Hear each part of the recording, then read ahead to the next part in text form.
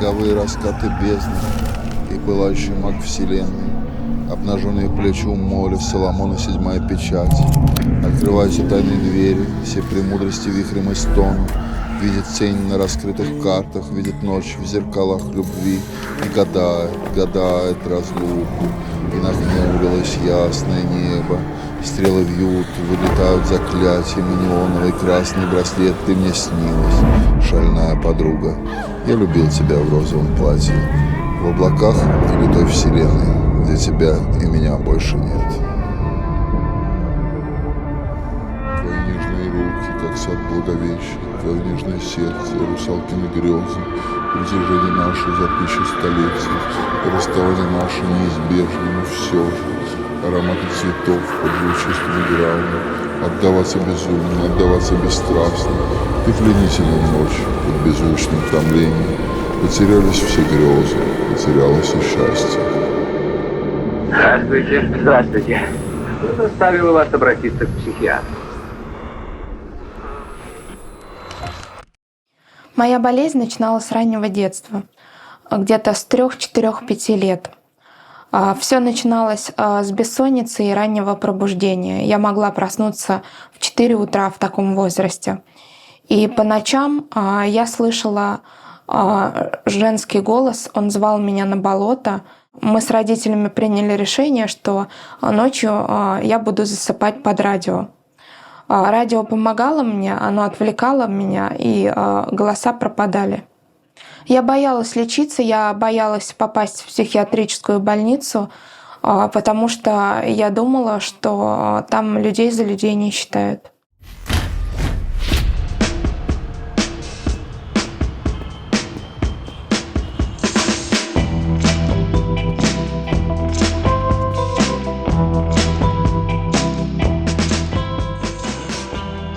В 23 примерно где-то года работал в театре, учился.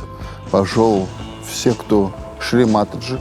Надо было там режиссером сходить по делам. Я пошел с ними, любопытно. Меня интересовали церкви.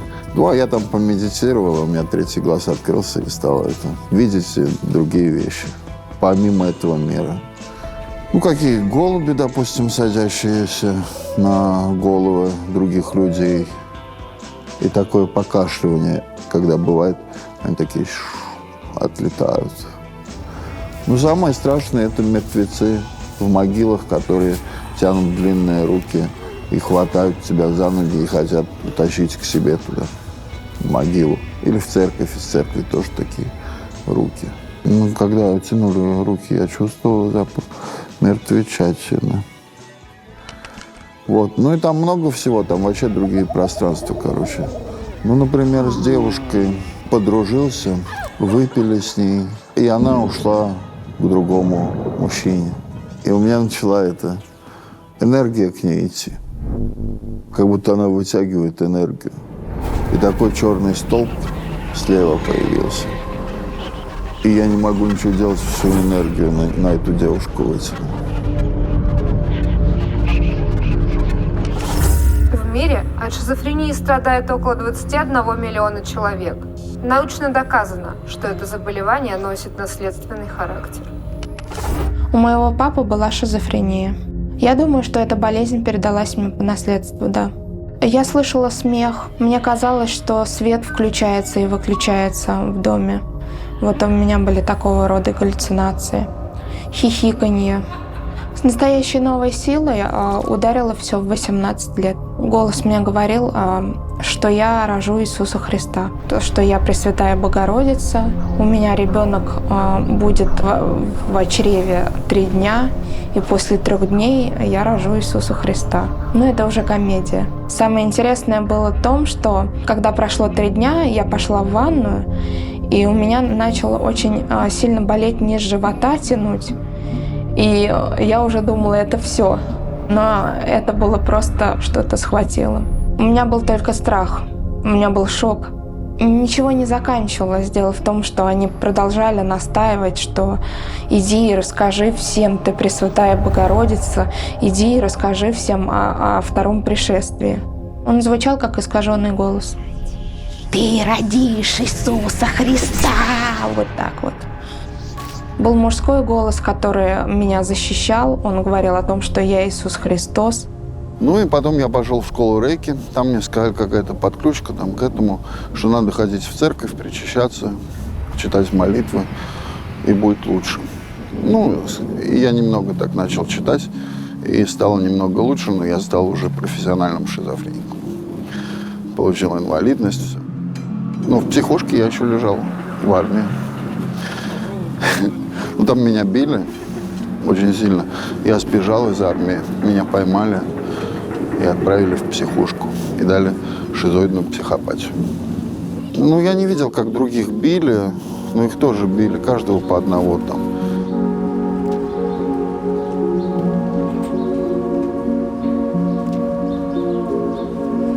Нам предлагали стучать, но у нас во дворе принято было не стучать, и я не стучал.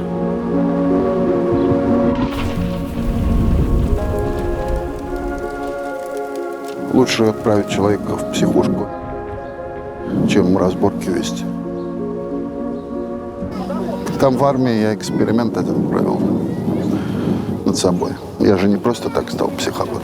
Мне очень хотелось уйти из армии, и я входил в состояние самогипноза и решал в нем проблемы, как мне уйти из армии. И поэтому все вокруг так сразу завертелось. Я и сам не понял, как в психушку попал.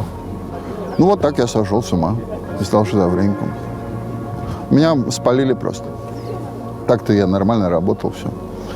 При этих видениях можно взаимодействовать с реальностью. Как мне сказал психиатр, у тебя мозг с реальностью дружит. Поэтому ты можешь и там, короче. И у меня видение, хорошо, что не голоса. Так что обычно у шизофреников голоса. А это страшная вещь вообще. В кадре. Извините, но у нас тут, видите, такой вертеп. Я ходила в церковь почти каждый день. Мне становилось легче. Но что-то во мне как ёкнуло. Я легла возле этого храма. Я помню, у меня был с собой сок, документы. Я легла, и люди ко мне начали приходить. С вами что-то случилось? Я говорила нет. И кто-то вызвал 16-ю бригаду. Все было нормально, они меня спрашивали возраст, все. Я сказала им, что мне 13 лет, и после этого меня увезли. В первый раз, когда я была в больнице, я ничего не говорила про свои голоса врачу, потому что я думала, что меня здесь надолго оставят. Там со всеми обращались одинаково плохо. Ты элементарно не можешь нормально в туалет сходить. То есть там мыли по 2 часа с утра перед завтраком. Вот, и ты встаешь, и тебе приходится терпеть. Ты когда идешь есть, тебе дают огненную кашу с утра и орут быстрее, давай. Орут на всех матом, то есть там рваные простыни были. Там дают таблетки, допустим, от них очень сушит рот, очень дикая жажда, а воды нет. Вода только из-под крана. Да, они обязаны были оставлять какую-то кипяченую воду, но они этого не делали. Отношение к больным, я бы сказала, как к скоту какому-то. Я думаю, что с животным лучше обращаются. Меня первый раз, да, привязывали. Я там начала приставать к одной женщине, что-то со мной было, я к ней начала лезть, и меня привязали. Как только начали давать таблетки, то есть у меня пропали и страшные сновидения, которые у меня были, и голоса тоже. Сон нормализовался, и голоса тоже ушли. Аппетит начал появляться. Это был первый раз, когда я пила таблетки. Я поступила 4 мая, а выписали меня 22 августа. Но дело в том, что врач, он особенно не спрашивал, как я себя чувствую. То есть это было за весь период, сколько я лежала, то есть с весны до лета. Это было раза 2-3 от силы.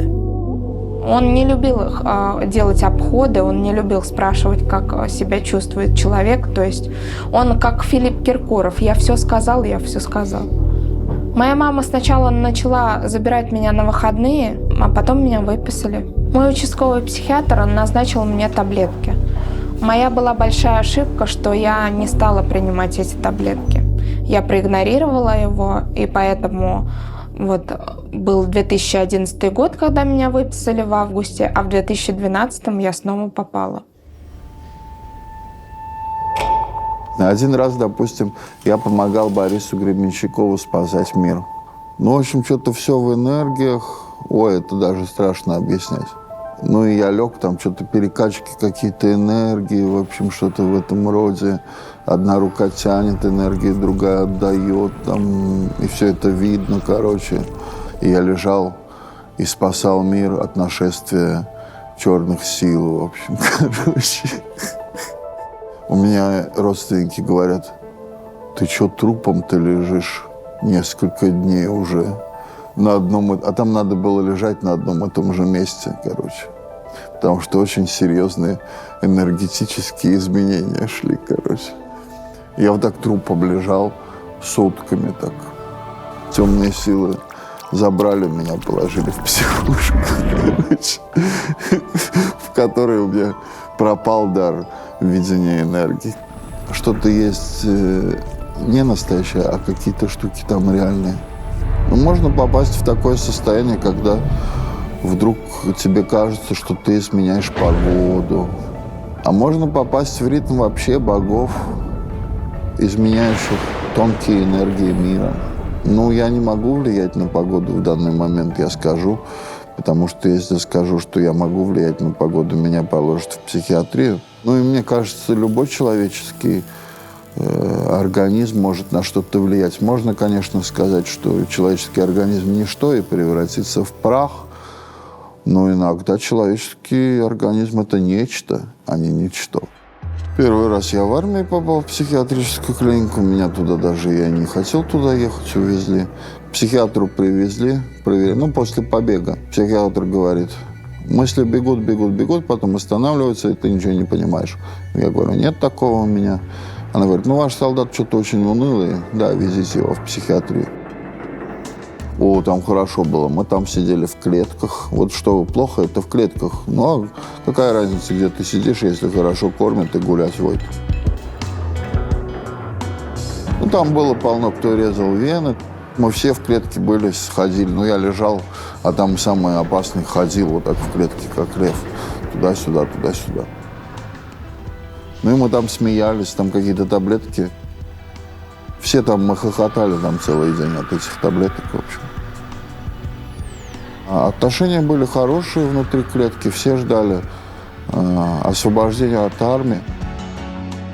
Медсестра говорила: да ты ему 2000 подсунь, тебя и освободят от армии.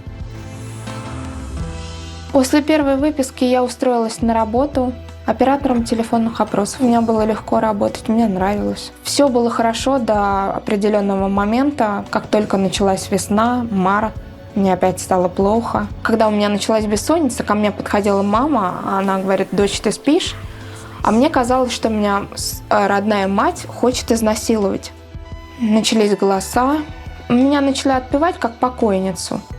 Ты такая-то раба Божья, там, упокойся с миром. И вот как будто меня бабки это меня отпевают, мне было очень страшно. Я иду, например, в ванну, там, умываться или чистить зубы. Голоса мне говорят: не смей этого делать. Я иду в туалет: не смей ходить в туалет. Однажды я решила поговорить с голосами, думала, может быть, они от меня отстанут, но они так и не отстали. Мне слышались мужские голоса, и они не были искаженными. Вот тогда мне было по-настоящему страшно. И я слышала голоса: язычница, ты такая недоступная, ты такая красивая, иди к нам. Мы сейчас к тебе придем и с тобой займемся любовью. Как будто кто-то стоял за дверью, на самом деле. Я начала кричать. В конце концов, мама вызвала мне скорую помощь. Это было против моей воли. Я тогда долго считала, что это моя мама виновата, что я второй раз попала. И когда я лежала в больнице, я помню, что все спали, а ко мне пришла девочка. Я чуть не закричала. И она постоянно за мной ходила, было время. Она брала мяч и чековала как бы. Она говорила, что я должна продать свою душу. И что она даст мне все, что я захочу. Да, я понимала, что девочка нереальная. Дня 3 она за мной ходила, эта девочка. Я рассказывала об этой девочке врачу, то есть врач ничего не сказала. Просто угу, и все. Здоровьем пациентов не интересовались, особенно не расспрашивали. Однажды был обед. Я ела суп. Я просто наклонила голову и увидела в отражении другую пациентку. Мне стало страшно, я чуть не закричала, потому что это была костлявая старуха. Я помню, что меня звали на кладбище во время моего первого раза, второго, что меня ждет сатана. Были страшные сны, меня очень мучили о том, что умирает моя мама, что она лежит в голубом гробу. Мне снился конец света, и голос мне говорил, что так оно и будет, что скоро конец света. Мне чудилась моя бабушка, которая берет свечку и перекрещивает вот так меня. Я слышала также, как меня ругал голос бабушки моего мужа. Она говорила: «Вот так ты любишь моего внука, а я-то тебе верила». Я долго не могла подобрать себе лекарства, потому что те лекарства, которые мне назначали, там были очень плохие побочные действия. Меня все трясло. Вот так вот. Таблетки я начала пить только год назад. Все, кто там находится на постоянной основе, которые туда регулярно приезжают, они все ничего не пьют. Я пролежала там 6 месяцев. Мне дали группу инвалидности, и меня выписали. Опять меня прописали те таблетки, которые меня не устраивали. Я снова их не стала пить. В конце года, в декабре, мне снова стало плохо.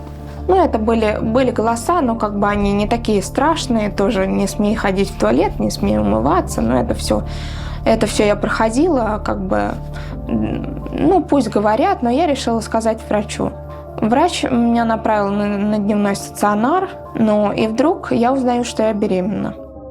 А зачем мне это нужно, создавать семью? И могу ли я это, даже если я могу, это будет плохая семья. И зачем это нужно? Это невыгодно со всех сторон ни мне, ни любой женщине. И мне кажется, идет преувеличение роли секса в нашем мире. То есть это раздутый персонаж. А это ловится мужчина, и поэтому много женись. В нем нет столько, сколько о нем говорят. Я не думаю, что я как шизофреник вообще вытяну женщину. Да уже я вообще женщин не видел уже 17 лет. Последняя мне такого задала жару, что я и подходить лучше не буду к ним. Это только боль, семья, дети, отношения. Но все на это нужны деньги. А деньги – это тоже труд. А психбольной, мы лежим на кроватях с инвалидностью, да и едим, и в компьютере сидим. Что-то делаем там по мелочам. Редкий психбольной найдет женщину. Может. У меня серьезные отношения были с 15 лет. Мой муж настоящий и на тот момент мой молодой человек, он знал о том, что со мной происходит. Он меня поддерживал. Я ему ночами звонила и говорила: помоги мне, у меня шорохи, какие-то то ли черти, то ли дьяволы, я не знаю. Ко мне приходит, что мне делать. Я ему ночами звонила, беспокоила его. Мой муж мне говорил: успокойся, они тебе ничего не сделают. Мы с моим мужем жили вместе только 1 месяц примерно. Он не хотел жить в городе, я не хотела жить вместе с его мамой, только вот такая причина была. Его мама спрашивала его: а ты согласен вообще с ней связать всю свою жизнь? Она может тебя убить в любой момент. Она говорила о том, что у нее что-то ёкнет в голове, она возьмет нож просто и тебя ударит ножом. У меня был 1 раз приступ агрессии, была ссора с моей мамой. Когда она во 2-й раз вызвала мне скорую, я ей ударила кулаком в глаз. Это был 1 приступ агрессии за всю жизнь. Как говорила его мама, она говорит: я от этой девочки не в восторге. Моя беременность была запланирована, я очень хотела семью, я надеялась, что я буду рядом с ребенком. Психолог давила на меня, чтобы я сделала аборт. Она со мной разговаривала: ты понимаешь, что ты пила таблетки такие тяжелые, а в 1-м триместре беременности ребенок может родиться с отклонениями. Я пропустила ее слова мимо ушей. Я попала после беременности сразу в больницу, потому что мне понравился врач. Вот представьте себе, сижу я на кушетке, со мной сидит какая-то бабка, медсестра, стоит врач. Она мне говорит: не бойся, Иван Иванович тебя не обидит. А Иван Иванович говорит: я б такое обидел. И все, и меня торкнуло. Он мне понравился. Было запланировано, что у меня он примет роды, но я сказала, чтобы мои роды принимал другой врач. Дальше я добавила его в социальную сеть. Я на его страничке написала: гинеколог-покоритель сердец, секс-символ областного роддома, надежда не только российской медицины, но и демографии. Он меня удалил, и все, и я попадаю в больницу. Дальше я родила, поехала домой, написала вот это все на стене в социальной сети, и все, и 6 дней я была дома, а дальше вызвала в себе скорую сама. Я думаю, что не роды спровоцировали мое состояние. Мое состояние спровоцировала моя какая-то глупость. Я вызываю себе бригаду, потому что я поняла, что как я могу, вот он меня удалил, и какая дальше жизнь моя. Для меня это была как первая любовь. А муж? Мой муж меня простил. Я попала в больницу, а ребенок попал к моему мужу. Я 8 месяцев лежала в дурдоме. Когда я вышла, я не могла самостоятельно мыться. Какие там памперсы менять ребенку? Обострения бывают раз в год. Могли произойти раз в полгода. Но сейчас уже лет 17 нету. Я не скажу, что я прям абсолютно нормален. Нет. Меня не мучает моя ненормальность. Да, обострение – это мучительно больно все-таки. Псевдогаллюцинации, галлюцинации вот такие. Ну, внезапно вообще, сразу. Накрывает и все. Неизвестно от каких причин. Ну что, утечка энергии происходит, ты ходить не можешь. Все уходит в эти миры. Но в конечном счете ты понимаешь, что это бес. Мне это тяжело, я понимаю, что это заболевание. Пытаюсь это убрать. Если убрать самому не получается, я иду в больницу, чтобы мне прибавили таблеток. Они любые состояния вообще могут лечить. Они от любви могут вылечить. Пойдемте за фотками и перекурим, да? Кто хочет курить, пойдемте на балкон. Игрушечная. Зажигалка была, но сломалась.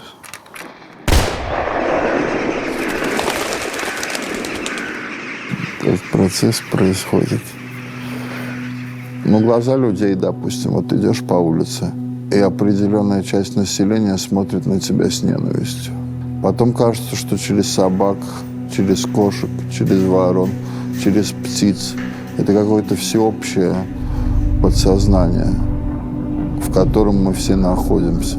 И все это взаимодействует, то есть через машины, через предметы. И все это варится в этом общем подсознании. И предметы, да, имеют какое-то значение. Но это трудно все объяснять. Оно видно-то хорошо, а объяснить, что это такое, трудно. Ну, были всякие галлюцинации.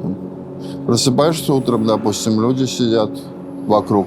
На секунду, но все исчезают. Потом огонь такой на земле, все в огне такое горит. Половина в огне, а половина какая-то синяя, голубая дымка такая. Люди, у них из глаз такие белые лучи.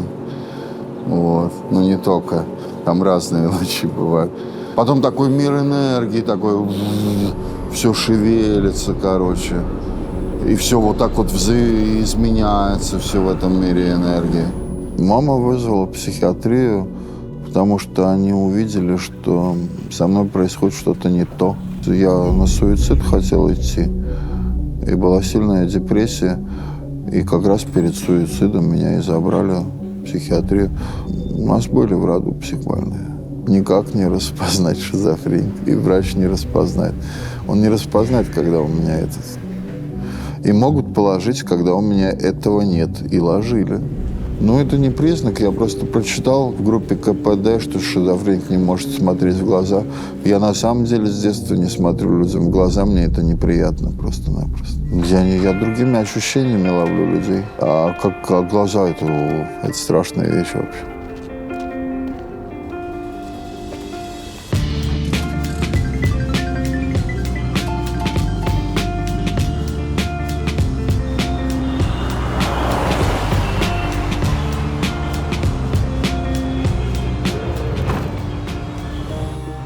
Я не боялась забеременеть, потому что я узнавала эту тему, то есть решающее слово говорит природа, и, как сказала мне моя свекровь, у здоровых людей рождаются уроды. Как говорил мне мой муж, они ходили к неврологу, к психиатру и ничего не нашли пока у меня. Я считаю себя холодной мамой. Я прихожу к ней, и я как беспомощная, я не знаю, что ей интересно, что ей нужно. Я не жалею о том, что я родила ребенка, я жалею о том, что я вызвала себе психушку. У меня с моей дочерью достаточно теплые отношения. Моя дочь много раз мне задавала вопрос, почему мы живем раздельно. Я ей как могла объясняла, но про свою болезнь я сказала ей, что у меня дофаминовое расстройство. Она спросила, что это, и я говорю, это участок головного мозга, и все. Я надеюсь, что мы будем жить вместе, может быть, после ее переходного возраста. Она поймет, что ей лучше жить с мамой. Мне страшно забрать ее к себе, но я думаю, что я могла бы это сделать. Для этого слишком много нужно.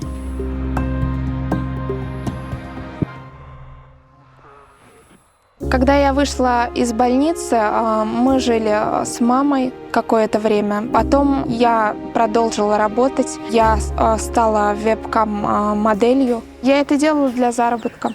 И в какой-то момент я приняла решение, что мне надо жить одной. Мне нравилось этим заниматься. Моя подруга предложила мне заработок. Она сказала, что заработок будет небольшой, но стабильный, и ничего особо делать не нужно, и я согласилась. Я разговаривала с мужчинами, разводила их на подарки. Больше я ничего не делала. В месяц мой доход составлял от 12 тысяч до 30. Я закончила этим заниматься, потому что у меня стало мало клиентов, я не знала, из-за чего это, и дальше просто заработок мой не пошел. И я решила обратно вернуться в колл-центр. Но я замечала за собой, что, в принципе, спала я нормально, то есть бессонница меня не мучила, но начались голоса, и я элементарно не могла ухаживать за собой. Я пришла к такому выводу, что мне нужно в больницу. Какие именно были голоса, я уже не помню. Помню только один момент, что передо мной шел мужчина, и голос мне сказал: «Это Иисус Христос, иди обними его». Я никогда не делала то, что мне говорят голоса. В открытых отделениях в психушке хорошо, а в закрытых это кошмар вообще. Ну, что там происходит? Гоняют санитары, еды мало, и не оказывают быстрой помощи. Ты там кричишь, скажут твоего побить, чтобы он не кричал. Там насилие, конечно, как в тюрьме происходило. То есть более слабых там насиловали в прямом смысле вообще. Паханы. Чефир там пили в закрытых отделениях. Ну, это каждодневно, там по 2-3 раза паханы чефир пьют. Им санитарки приносят. Циклодол отнимали у больных, там наглотаются циклодола. Но от него как бы лучше себя чувствуешь. Он считается наркотиком, циклодол. Туда никто не хочет попадать, там напряг психологический такой, вот от этих тюремных замашек. Там убийцы лежат в закрытых отделениях. Они там и лежат, их и не отпускают, они там по 40 лет лежат. Я лежал раньше часто в психбольнице каждый год, 7 раз, может, 8. А в другое время в дневных стационарах тоже, наверное, столько же. Я боюсь некоторых своих псевдогаллюцинаций. Ой, ну это чё, это, по-моему, девушка рисовала. Елизавета Ирина, ну точно. Эта девушка, ну, как всегда у девушки там в голове вот это вот все вырисовывается. Ля-ля, поля, маски, короче. Тут все понятно, короче. Кто-то дует там, кто-то поет. Фестиваль, в общем. Постоянные фестивали жизни на этой планете, короче. Вот. Ну, тут все клоуны, тут с трубочками в голове. Вот это, кстати, интересный признак трубочки в голове. Вселенская вакханалия, короче. Они могут забрать мозг. Такое ощущение, когда галлюцинация, допустим, черная такая труба и всасывает твой мозг туда. И это куда-то идет энергетически. И, конечно, такой думаешь, сейчас она высосет, как мозг. И бежишь в психиатрию быстрее за таблетками, чтобы эту черную такой штырь удалить, короче. Мне приносит моя поэзия тщеславие. Я напишу стих, кого-нибудь покажу, мне говорят, я ловлю хайп с помощью творчества. Но говорят, что моя поэзия добрая, и говорят, что она даже духовная. Но я не вижу сам по себе в ней какой-то духовности или добра. Это просто личная какая-то смута внутренняя, смута переживаний. О своих галлюцинациях я никогда не писал. А те вещи, которые я не считаю за свои галлюцинации, я о них писал. Я не могу об этом рассказать. Это очень личная вещь. Я их писал в скрытой какой-то форме. Потому что они не присущи естественной деятельности человека. Я мечтаю... кинофильмы, которые смотрю в телевизоре, боевики, об этом и мечтаю. Это все картинка западает. У меня мечты быть Шварценеггером. А такие приземленные мечты, это как-то не для меня. Быть волшебником мечты А я не реализовываю мечты. Я борюсь с демонами, которые меня побеждают. У меня война на звездном уровне. С демоническим миром, который больше меня и который меня доконал и убил, превратив в толстого чувака с большим пузом и без головы. Я себя ощущаю по-разному. Это зависит от той энергетики, в которой ты находишься. Да, я учился жить со своим заболеванием не то что в гармонии, понимать, как, чтобы его меньше было, чтобы оно меньше беспокоило.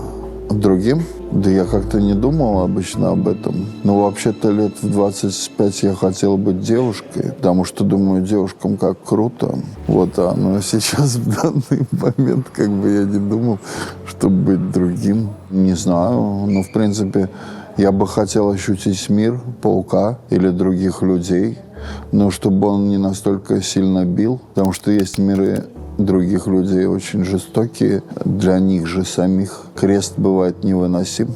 От шизофрении я бы хотел излечиться полностью. Да, хотел бы. Работать бы пошел. Кто не болеет, тот работает. И у меня, когда не было шизофрении, у меня были силы на любую работу вообще-то. Какая жизненная цель? У меня она была, но она исчезла как таковая. Моя жизненная цель была мистической. Проникнуть в другое пространство, в рай. Попасть в рай у меня было. Я же хотел уйти в монахи.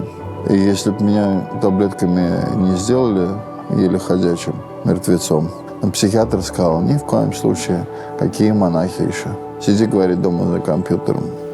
Мои близкие по-разному реагируют. Мама в основном говорит, тебе пора ложиться в больницу.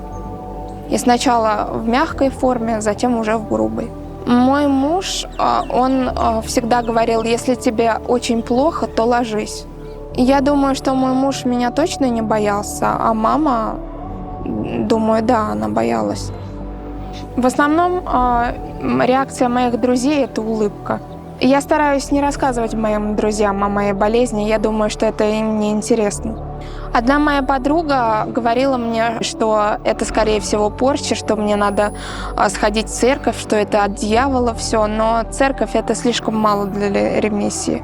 Церковь, да, делает легче, но полностью вылечиться с помощью церкви, я думаю, что нельзя. Один священник мне сказал, что мне надо купить молитвенный пояс и лечь в больницу. Другой мне сказал, что бояться грех, Господь с тобой, что мне больше надо общаться с людьми. Больше всего на религиозную тематику у меня галлюцинации. Как только меня коснулась эта проблема, я стала уже верующим человеком. Перед самым моим 4-м разом я перестала пить таблетки, у меня пропал аппетит, И моя квартирантка, с которой я жила, она мне говорила: какой ужас, Таня, что с тобой, ты перестала есть. Когда я пыталась принять душ, мне было больно до себя дотрагиваться. Вот это я помню.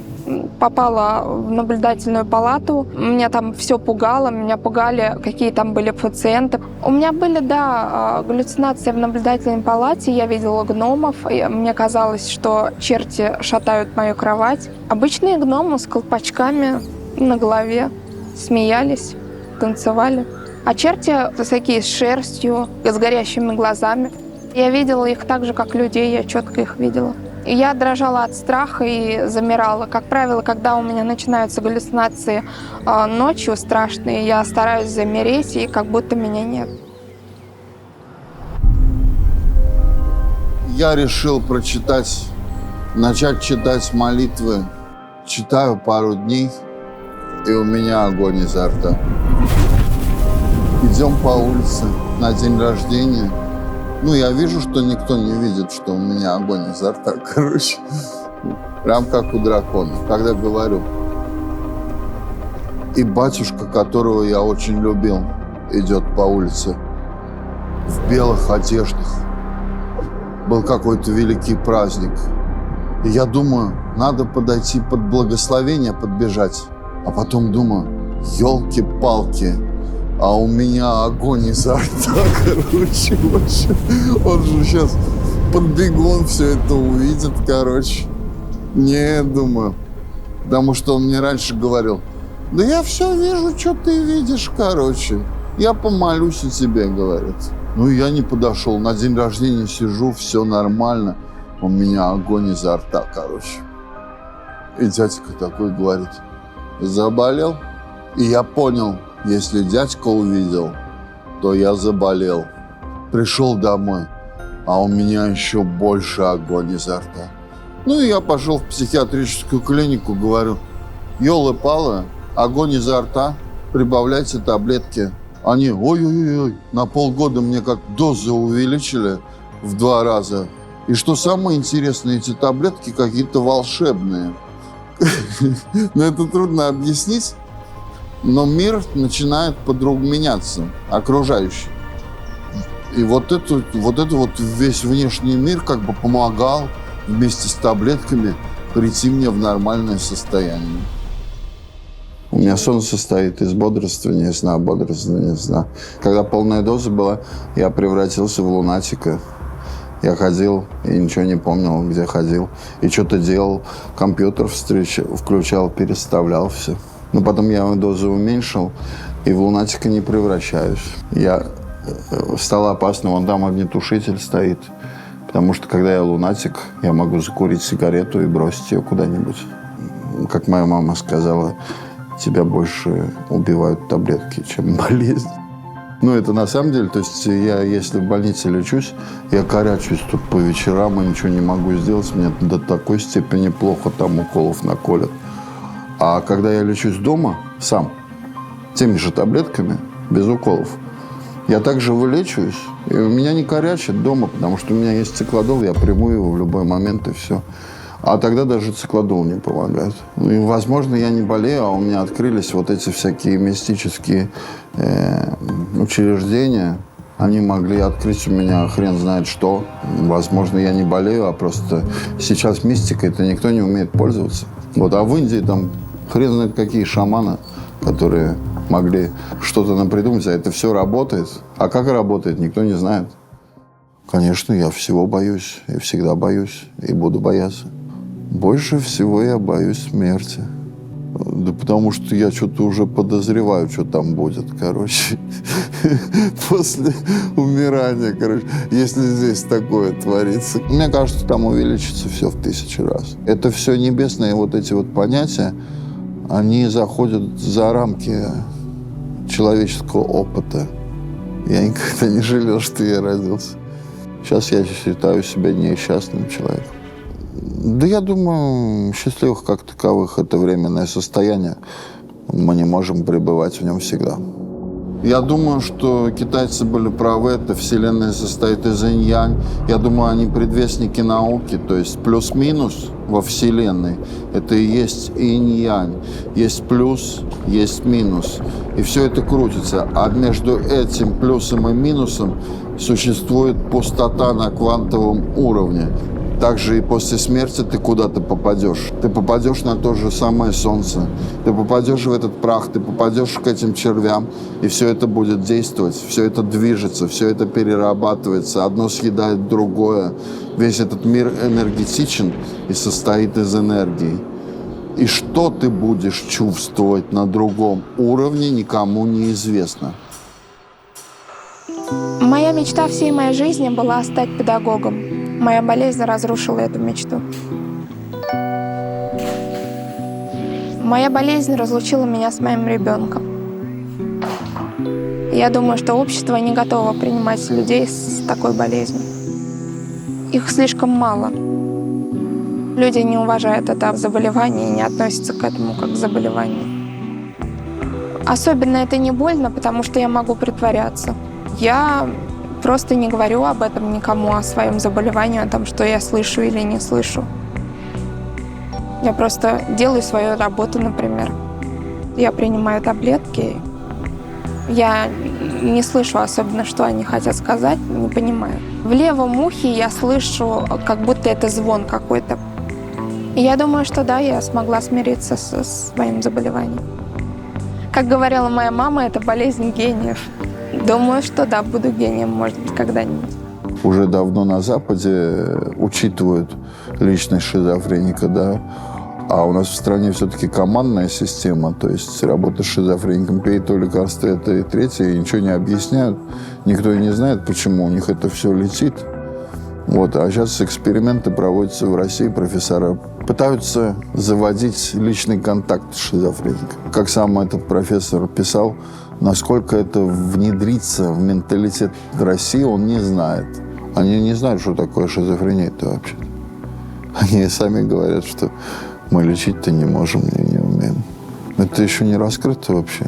Там и много гипотез разных, но все они могут противоречить друг другу. Есть гипотеза о дофамине. Под ЛСД, например, человек испытывает подобные галлюцинации, как у шизофреников. Какие-то исследования шли, что там наркотики вообще выделяются очень сильно перед смертью у человека в организме. И вот есть гипотеза, что шизофреники – это люди, которые, научившиеся вырабатывать каким-то образом данные наркотики, и поэтому у них это галлюцинация. А вот эти вот таблетки, они понижают дофамин, вот они меня делают унылым. Ну, я вот когда прочитал эту гипотезу, что-то есть в ней, да. Моя болезнь и я, то есть составляет 50 на 50. Я чувствую себя беспомощным ребенком, к которому пристают какие-то высшие силы, и я не в силах с этим справиться, вот как я себя чувствую. Я думаю, что людям, больным шизофренией, им надо начать подбирать себе лекарства, трудиться, ничего не бояться и никогда не унывать. Я вижу свою жизнь очень яркой, полной приключений, я думаю, она такой и останется. И сейчас, я думаю, я бы не хотела полностью избавиться от этой болезни. Она наполняет мою жизнь приключениями. Я думаю, что я чувствую себя счастливым человеком. Я не думаю, что мои галлюцинации могут быть больше, чем я. Я боюсь их, но куда ж без них. Да, я бы хотела прожить хотя бы день без болезни, но всю жизнь нет.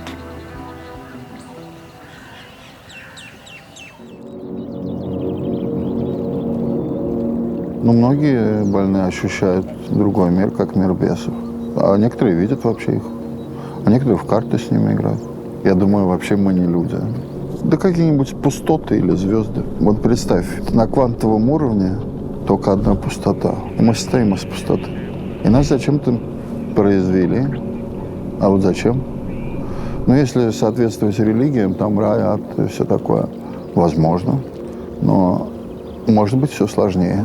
Но мир не один. Существует мир бабочек, существует мир мух. У них же другой мир. У них другая проекция, другие измерения. Существует 4,5 миллиарда людей на Земле, И у всех разные миры. Я живу в иллюзии, все живут в иллюзии. Мы иллюзионируемся. Жизнь – это трагедия и боль, как сказал Будда. Часто мы прячемся под красивыми словами, под ангельскими речами, а соответствие идет другим вещам, другим позывным, другим инстинктам.